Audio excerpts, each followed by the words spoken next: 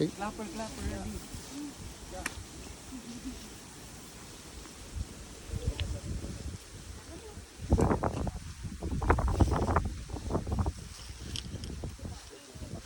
So, magandang umaga po. Bali, napadalaw kami dito sa inyo dahil gusto po sana namin marinig yung kwento ninyo.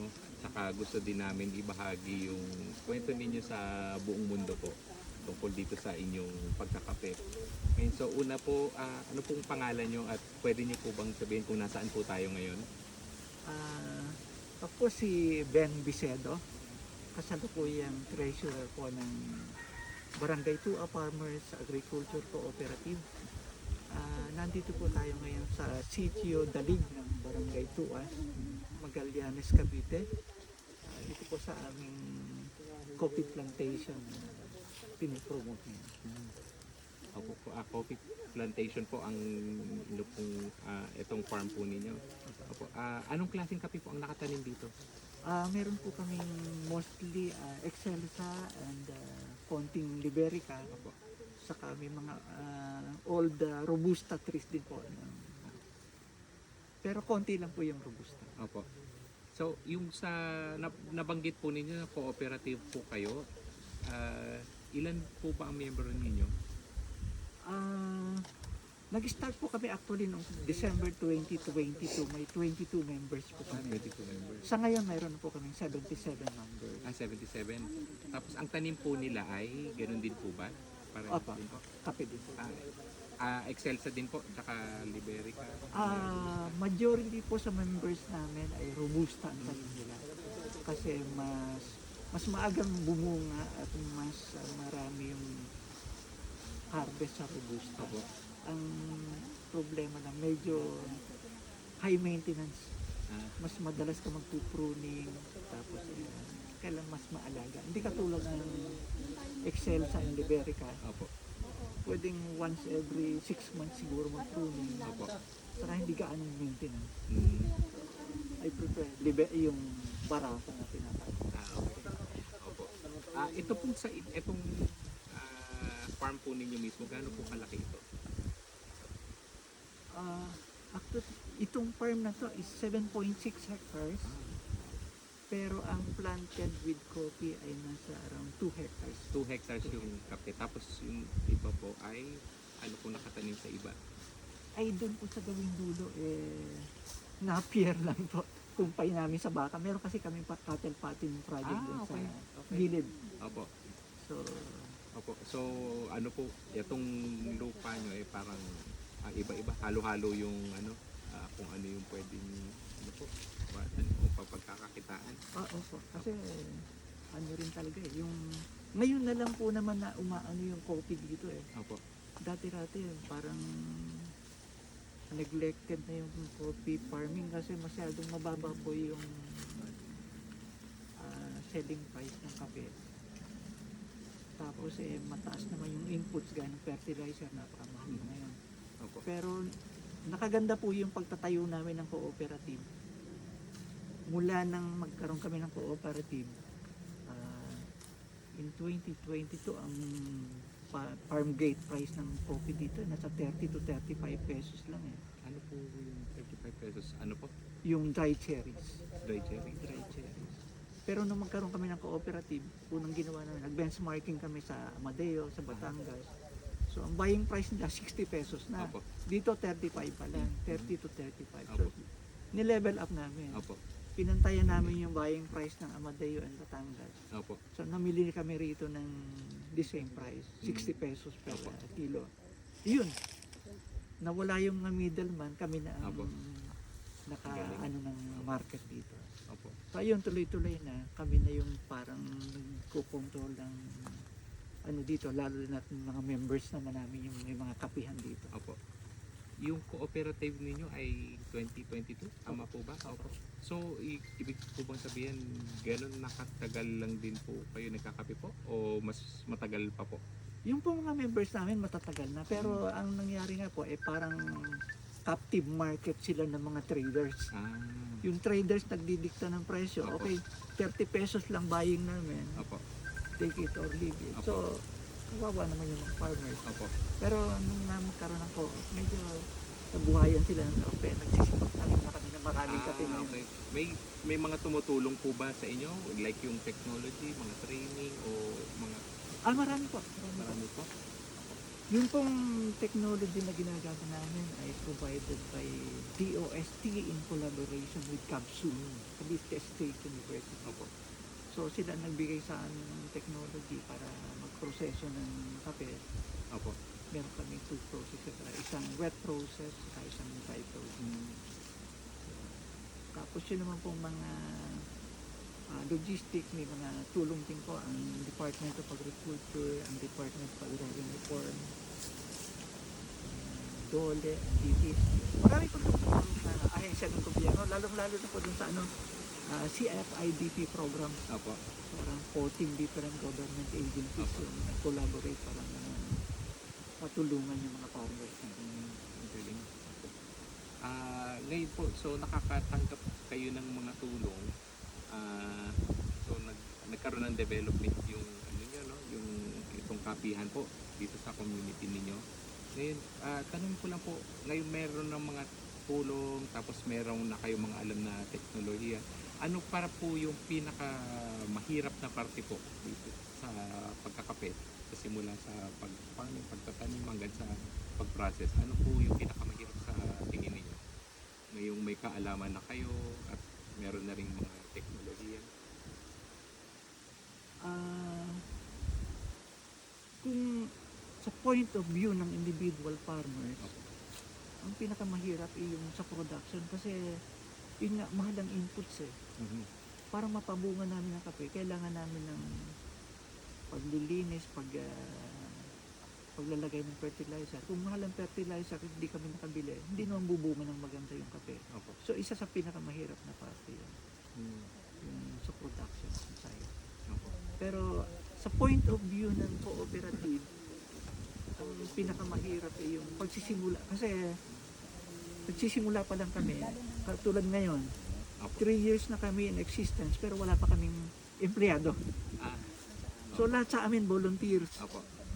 So pag may activity kami, procurement. So iikot kami, mamimili kami. Volunteers lang Opo. yun. Tapos mag-drying kami, mag-warehousing. Opo. Volunteer tayo yun. Tapos processing, ganun din. So yun ang pinakamahirap na parte, yun nga. Paano namin hihimukin lahat ng mga members namin na maging active sa volunteerism. Opo.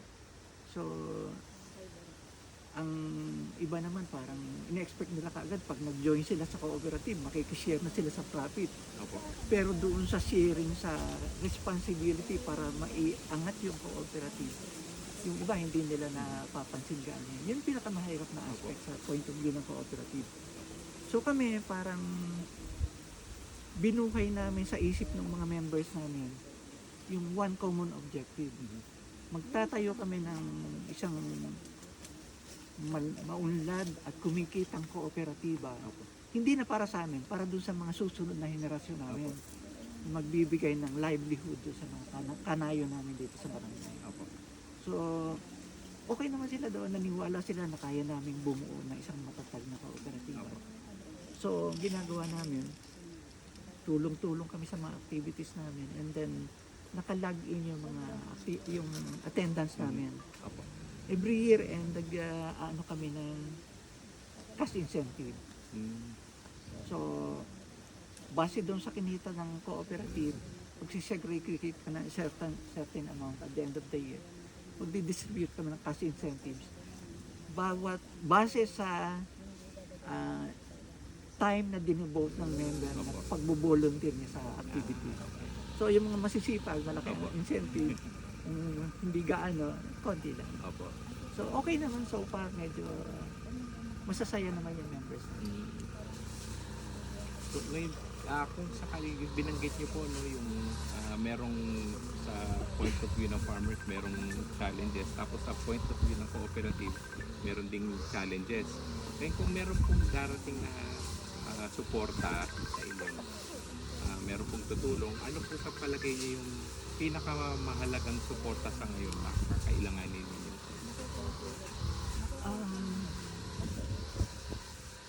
Maraming aspect po eh. So, siguro po, isang aspect is marketing.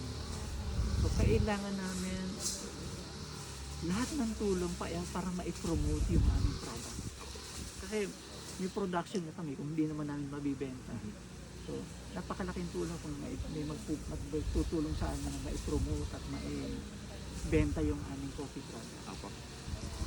Pero sa aspect naman ng production, since bata pa nga lang, 3 years old pa lang yung cooperative namin, may mga pangangailangan kami katulad ng warehouse. Opo. Ang ginagamit namin ngayon na warehouse ay temporary warehouse lang. Actually, lumang piggery namin yun sa likod ng bahay namin. Kinonvert namin into a coffee warehouse. Pero since dilapidated na yun, medyo kumisa pag malakas yung hangin, nababasa pa nga yung ibang ano. So, medyo may mga constraints. So siguro po, yun ang isang kailangan ng warehouse. And then, wala pa rin po kaming office. Wala kaming admin building. So kumuha nga kami ng empleyado, wala kaming office, wala rin kaming pag-aanahan. So, yun ang two most namin. Coffee warehouse at saka administration building. Kasi sa ngayon, yung facility namin, meron kami sales office na maliit. Pero under use of pinagamit lang namin yung aming lumang maliit na tindahan para lang magkaroon ng magagamit yun po. Mas maganda siguro kung magkakaroon ng sarili yung co-op. Moral booster sa lahat ng members. Mapipil nyo talaga na malaki na iniangat ng aming cooperative. Nabanggit niyo po no, na mahirap itong nagsisimula yung cooperative dahil wala pa kayong mga facilities. Tapos mahirap din sa point of view ng farmers dahil yung farm inputs kailangan nyo din po. Ngayon tanungin ko po, bakit nyo po ginagawa? Bakit po kayo nagkakape? Para kanino po kayo, para kanino nyo po ginagawa yung mga ito? Despite na may mga challenges. Personally, parang sa akin, parang naranasan ko kasi yung hirap ng buhay dito sa probinsya ako. Sabi ko kung kasi ano po ako OFW po ako dati. Opo. OFW po ako sa Saudi Arabia from 1986 until 2022. Opo. 36 years po ako. So parang kung tutuusin, okay na ako. Pwede na akong relax. Pero pag gusto ko na matulungan yung mga farmers na dito, mga kanayo namin, sabi ko, gusto ko maiangat yung cooperative, yun ang maging means na makapagbigay kami ng magandang livelihood sa mga susunod na generation. Parang legacy na namin ng mga members ng co-op na kami ang nagtayo niyan, nagbigay ng buhay dyan para magkaroon ng magandang buhay yung mga susunod na generation natin. Natuwa kami dito sa kwento ninyo dito sa pagkakape ninyo. Ngayon may gusto po ba kayong sabihin dun sa mga organisasyon, sa mga tao na nagbigay na po ng tulong sa inyo? Kung may mensahe po kayo para sa kanila. Taus-puso po ako nagpapasalamat po sa mga unang-una sa mga government agencies po na tumulong sa amin, ang Department of Agriculture, under High Value Crops, sa ating LGU po, todo suporta rin po ang ating LGU, ang BTI, so the Department of Agriculture po, Land Bank, nagbigay din po ng loan sa amin ng Land Bank, ang Philippine Coconut Authority, malaking tulong po sa amin ng PCA, ang Cooperative Development Authority, CDA, malaking tulong din po sila sa amin para mga ikay kami. Ang API, DTI. Ang DTI po malaking tulong din po sa mga training, sa marketing, tinutulungan din po. So, marami pong mga government agencies talagang tumutulong sa amin. Sa iba pa naman po, sana po matulungan nyo rin kami sa pag-promote man lang po ng product namin. Kasi Marami po ang nagsasabi, quality product po yung aming napuproduce, yung aming Kapeng Magallanes po. Kahit sinong makatikim ng aming maligaya blend, yun ang mga malaki na masarap daw. Opo. So siguro po, sana tulungan niyo po kami, ma-promote ito lalo at paganda yung aming marketing. Sabi nga, nag-enjoy na sila sa kape, nakatulong pa sila sa mga magsasaka ng Magallanes. Pag may tumulong po sa inyo dun sa pagmamarket ng produkto po ninyo, ano sa palagay niyo impact po nun sa community ninyo? Ay, malaki po. Kasi hindi lamang po sa co-op yun eh. Under CDA mandate po, 3% po ng kinita ng cooperative kailangang i-distribute namin sa community. Ibabalik namin yun sa community. So every year, talagang meron kaming community development fund na dinidistribute. Last year sa mga senior citizens, nagbigay kami ng konting tulong sa mga gamot para sa mga medical group namin. So, malaking tulong po yan. So maraming salamat po at marami nga talaga kaming natutunan dito. Thank you din po sa pagtanggap po sa amin dito sa farm ninyo, sa napakagandang farm ninyo. Thank you po.